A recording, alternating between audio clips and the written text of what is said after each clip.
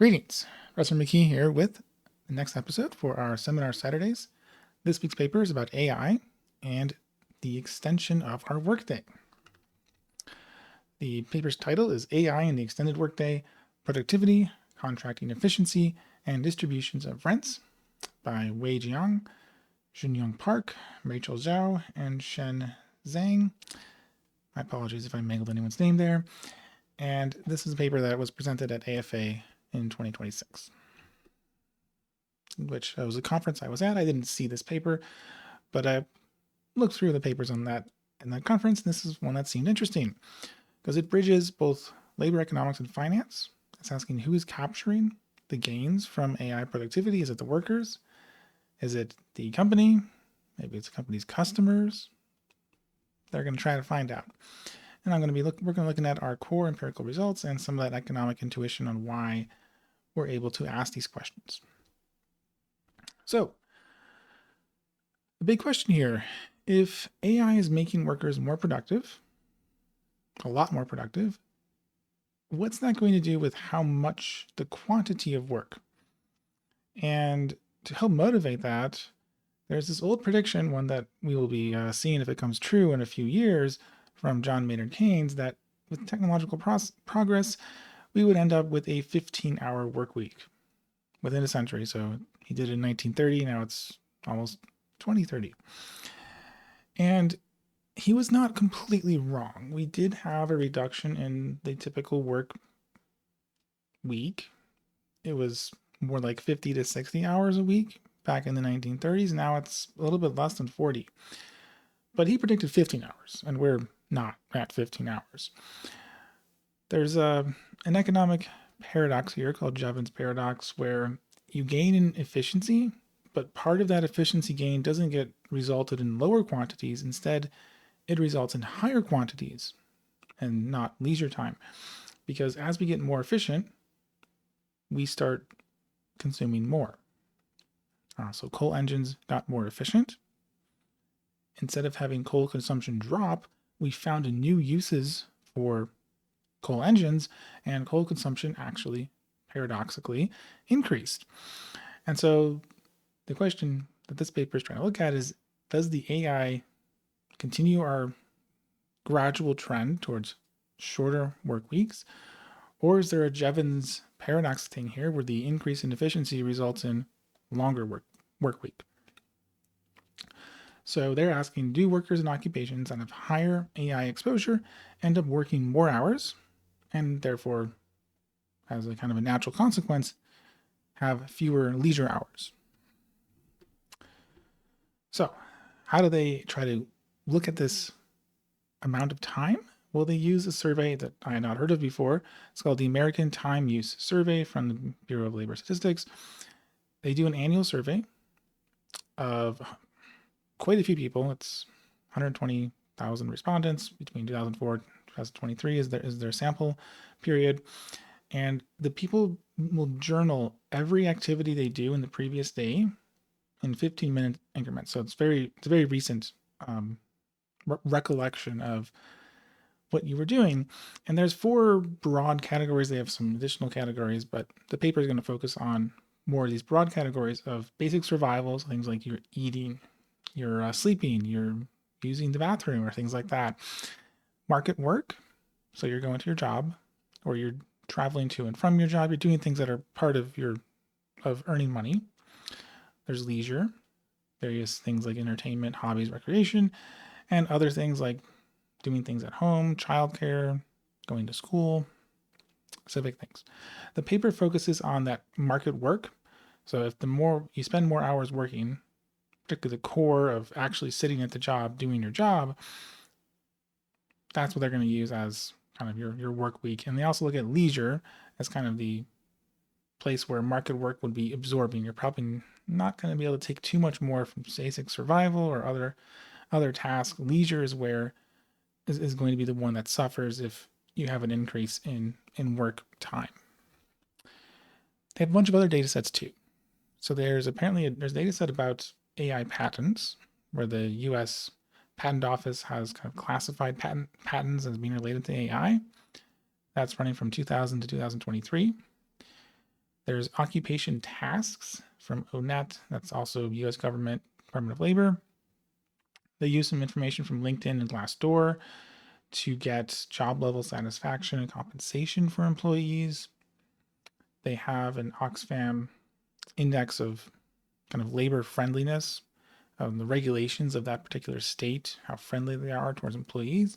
And then for some public firm data for the product market and labor market proxies, they have our standard CompuStat CRISP data sets that pretty much nearly every paper in finance would at least consider using if they don't explicitly say it. Okay, so how do they actually measure this AI exposure? Well, they use AI. So they took the GPT-4 model. So it's a little out of date as of when I'm recording this, but not a really old model.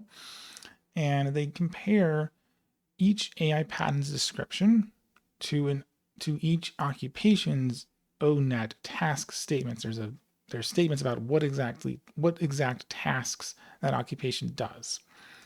And the AI will then scores every pair of patent and occupation for similarity. So how similar is the patent to the actual occupation task? And then whether the AI complements or substitutes for the occupation task. So is the patent complementing what you're doing, or is it replacing what that task does? They aggregate this into a 5-year rolling window, which gives you an annual exposure score of per occupation of how exposed you are to these AI patents. They then match the occupations to the ATUS respondents because the ATUS records occupation codes. And I want to note here, the complement substitute classification is important. They focus on that a lot for this paper. So they need to not only get the similarity to see that it's exposed to AI, but how exactly the exposure works. Because they argue if you have a complement, this increases productivity. The AI and human are augmented. They produce more because of the AI. The substitution is a replacement. The worker is needed less. So a complement AI makes the worker's time more valuable, which means the company wants more. The substitute AI is going to shrink demand for that type of labor, so you would expect then a reduction in work hours. But complement might actually increase work hours because of a Jevons paradox type situation where you demand more because now it's become more valuable. Now they have a nice identification strategy for trying to get at causality here. So ChatGPT was first released in 2022, very late 2022, basically the last day of November. Now adoption was pretty rapid, but it wasn't instantaneous. It took longer than a month. So they have a very clean before and after comparison because they can say, well, anyone who was surveyed through this ATUS series in 2022, they weren't exposed to ChatGPT.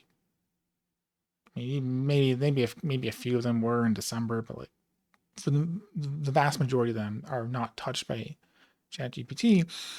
But because it was implemented and integrated into people's lives fairly rapidly, in 2023, 1 year later, well, if you're in high exposure occupations, you probably are affected. You probably are seeing AI and potentially even using it.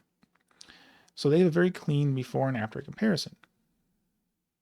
Workers in 2022, their work hours, their leisure hours are going to be compared with workers in 2023, just 1 year later.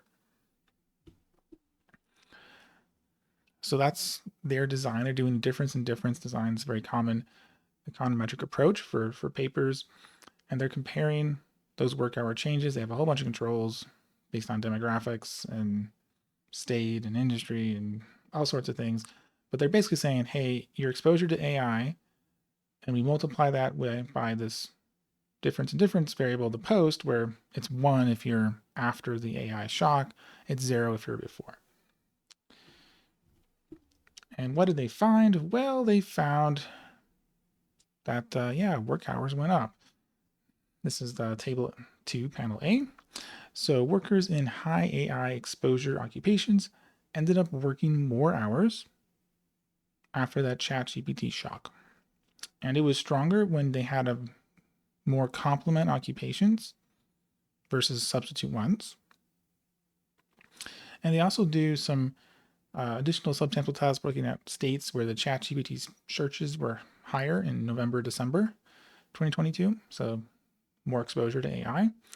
And an increase in work hours was higher in those states.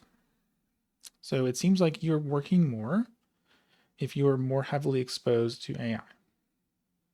So we kind of maybe have a Jevons paradox type thing where despite the increase in productivity, quantity worked is also going up. And what happened with leisure? Well, as if quantity work goes up, well, you're going to see a lot of negative signs here because quantity of leisure is going to have to go down to make the math work. There's only 24 hours in a day after all. And so, yeah, leisure time is going to decrease for workers in AI, high AI exposure occupations. I will note, though, that their statistical results here are pretty weak. You see those 1 stars, that's at the 10% level. It's not super strong. It is quite strong for the high ChatGPT awareness places, but for complements, for the full sample, the statistical strength is not nearly as good. Although it has the direction we would expect, and it increases in economic magnitude, it's 0.17 versus 0.06, when we have these subsamples of people that are more heavily exposed to the kinds of AI or to AI at all that we think is going to cause this. Next, they step away from this little experiment and they look at the overall trend over the past 20 years. This is work hour and leisure over the past 20 years based on your exposure to the AI. So that full 20-year panel tells a similar kind of story, although I'll note it's a correlation. We don't actually know if it's causing higher or lower work hours and leisure. But if you move from, let's say, the 25th percentile to the 75th percentile, so it's a 50 percentile shift, you're in AI exposure, you are working about 2 hours more a week, and you have like a little bit less than 2 hours less leisure per week. Maybe the remaining time is coming from your sleep or something.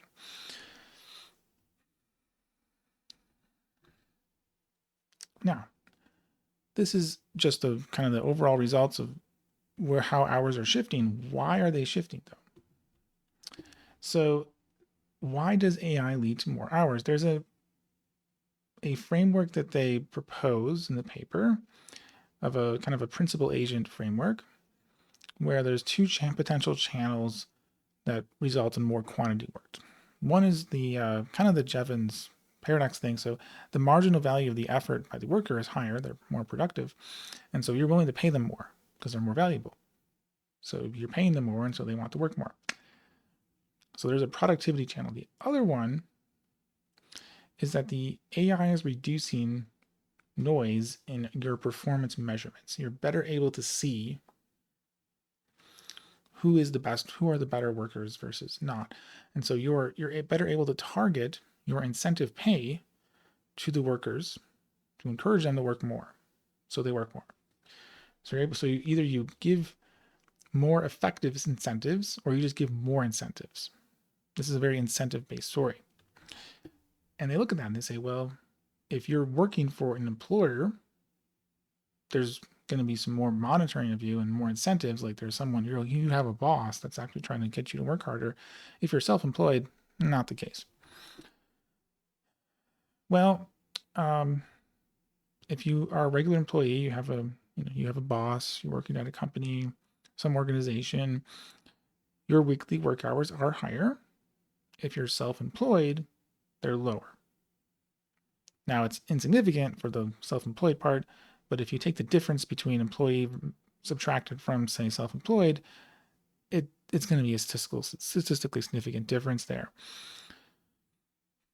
And the idea here is that the self-employed workers are their own principals. There's no principal agent here. You're working for yourself. There's no external monitoring. There's no shaping of the incentives to work harder. And so the effect is then going to be, yeah, there's better incentives when you're a regular employee. And so that's why it's only showing up for employees and doesn't show up for self-employed workers. Okay. What happens with wages? Because the other channel was there's better productivity and we're going to pay them more. Do wages increase? Well, yes. Looks like they do. So AI exposure does raise wages, although the economic magnitude isn't very large. So you're going up by like 2 to 5% if you go from, go an increase in quartiles here.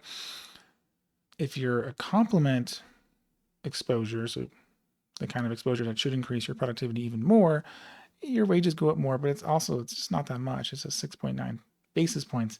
That's a pretty tiny increase. But people are working longer. They are earning more. The compensation increase appears pretty small relative to the amount of leisure time that's being reduced. And the authors say there's a clear lack of worker welfare improvement. I am a little less confident on that. Like maybe it's actually worth it for the workers. Maybe the increase in wages, even though it's quite small, and longer hours is a reasonable trade-off for them. I'm not one of those workers, so I don't know. But I mean that is a kind of an individual decision that depends on your personal preferences as an employer. As an employee. They also looked at employee satisfaction. So they found that employee satisfaction is going down and compensation is going up. Particularly if you have high AI complementary, your work-life balances are lower, and you also have higher compensation. Overall satisfaction, there's no change. It has negative sign, but no statistical significance. So it seems like, and they've looked at this several different ways now, pay goes up, at least a little bit, but work-life balance is going down. And whether this net welfare effect is good or bad for the employee, it's not hard. We don't really know because we don't know how much the employees value more money versus more leisure. That's again a trade-off that the employee is making, and we can't see their quote unquote utility function to know exactly which one is more optimal for them. Now, but this does result in a kind of a puzzle for us. We have higher productivity and we have higher wages. Normally, when people get paid more, they're going to want some more leisure time because people like leisure. And we saw that wages are rising, probably because of productivity. Why would we have this paradox of hours going up, not down? There's surplus being created. There's additional economic output out there. Why are the workers not getting more leisure? There's something that is attenuating this, reducing their increase in leisure. And the authors argue, I think it's a fairly convincing argument, that there's a bargaining power story here, which is the workers have some bargaining power to try and capture some of that surplus, but their employers have bargaining power too. Generally speaking, both sides are going to have power here. Neither side is going to necessarily have complete control over what's going on here. So workers do work somewhat less than if the firms would have captured everything, but they clearly are not capturing everything themselves and are therefore working more. And probably with the Keynes quote prediction, he's sort of assuming workers are capturing all those productivity gains. That's not actually what happens in practice. All these stakeholders have leverage against each other, and so no one's going to have full control. So while we have more worker surplus, resulting in a stronger income effect, which would mean more leisure time, it depends on how much bargaining power that worker actually has. So there may be situations where the worker has more bargaining power relative to the firms than others. So the authors look at two different ways of trying to measure that. They have a low labor market concentration, so how many employers companies are operating here, because the more options a worker has, the easier it is for the worker to just say, nope, I'm leaving. You guys are mistreating me, making me work too much. I'm going to go somewhere else. If you have thousands of potential employers, it's easy to do that. If there's 2 potential employers, or even worse, just 1, you can't. It's much, much, much harder. They also use the labor-friendly state policies index. So it's just a index of how friendly the regulations are in protecting workers. And so they say workers have high power relative to firms, either if there's lots of competition or if there's really strict regulations protecting the workers. In either case, they're going to say it's high power. And while work increases and leisure goes down overall, when you also include high work power, those effects reverse. So if you have more bargaining power, your increase in work hours is smaller. Your decrease in leisure time is also smaller. It's not completely reversing it. AI is still raising hours through the productivity and monitoring channels, presumably, but it is attenuated by the bargaining power effect. At least that's what the authors are suggesting. And so if you have labor-friendly environments, it's basically like a 50% reduction. It's quite powerful. But there's a second bargaining margin here. The firms bargain with the workers, but the firms also bargain with the customers. And if there's a big surplus, the workers might get some of the surplus, but the customers might want to get some of that surplus too. Not might, they do. So how much is the surplus split between firms and customers? Again, it's all about bargaining power here. If the customers have a lot of ability to just go somewhere else because there's not many competition, not many competitors for this particular product, then the firms are going to have a harder time keep maintaining control of that surplus. So they think, the authors, that if there's a lot of product market power, so there aren't many competitors, you can sort of charge higher prices and the surplus will not go as much to the customers, it'll stay with the firm. And therefore, the surplus will then flow through to the workers of the firm, and it should strengthen that income effect. It should, again, further reduce the increase in work hours from the AI hours. So they proxy firm pricing power. They use product similarity, product HHI index, Hoberg and Phillips. It's pretty well-known product market type analysis that they did, and weighted by the sales from CompuStat. And both with product similarity score, and product HHI, so concentration, if it's higher, you get increases in work hours, which is attenuated based on firm power relative to that consumer. So if they're strong relative to the consumer, you see a reduction. We can't directly show that the surplus flows to the workers. We only know that there's potentially higher bargaining power for the firm vis-a-vis the customers. But the way the hours pattern shifts, that's what the theory would predict. We can't fully rule out other explanations, although I can't really think of one off the top of my head like this. And it's, again, a kind of a partial story, so it mitigates the effect, but work hours are still going up and leisure hours are still going down.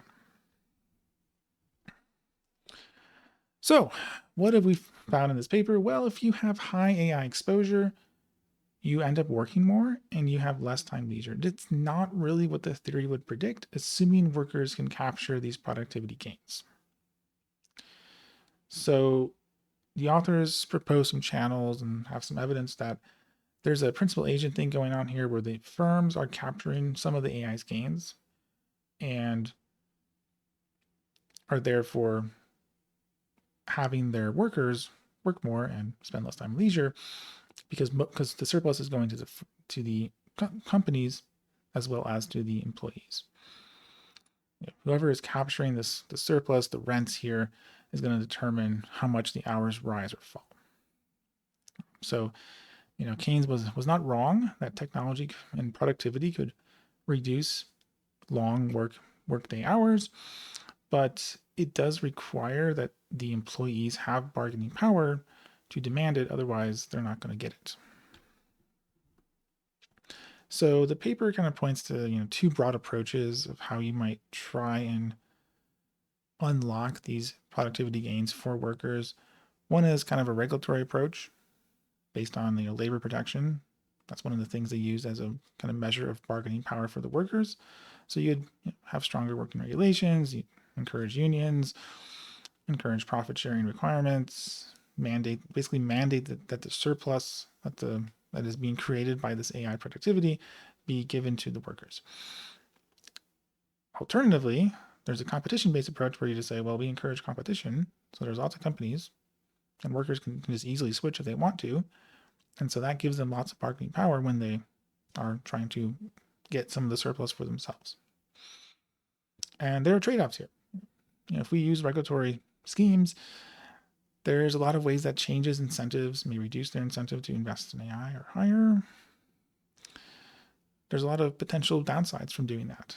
Competition-based, well, it's kind of hard for the government to encourage competition and might be slower to take effect. So there are trade-offs here, and what are the exact costs and benefits? That would be something beyond the scope of this paper. And ultimately, it's kind of more of a political decision. Do we want to have more regulation? Do we want to have more competition? And our job in economics isn't really to say how things ought to be. It's just to say how things are. Now, my take on this paper, they had a very great combination here of this time recording with the AI patents and exposure to AI.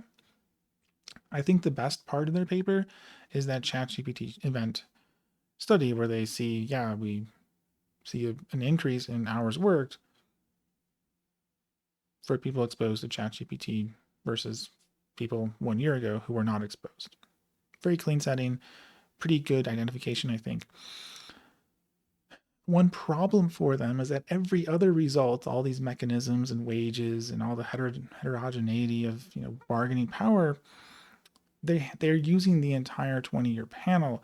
They got lots of controls in there. They have fixed effects, all sorts of fixed effects, and all sorts of demographic and controls. But ultimately, those are still just correlations, and we don't know that AI is actually causing those things. We just know that it's correlated with more work. And a clever referee can always find ways to ruin your well-controlled correlations. Now, I think there's another potential problem here, which is something I thought of when I was first looking at this paper. They're looking at 2000 through 2023. Well, the AI that everyone's talking about, the LLM models in 2023 are very different from whatever the AI patents are in, say, 2004. The technologies are not that similar. At least that's my impression. And certainly we're more interested in the recent developments, not stuff we were doing 20 years ago. And so this classification of complement substitute, is that really an accurate measurement? Because things are quite different.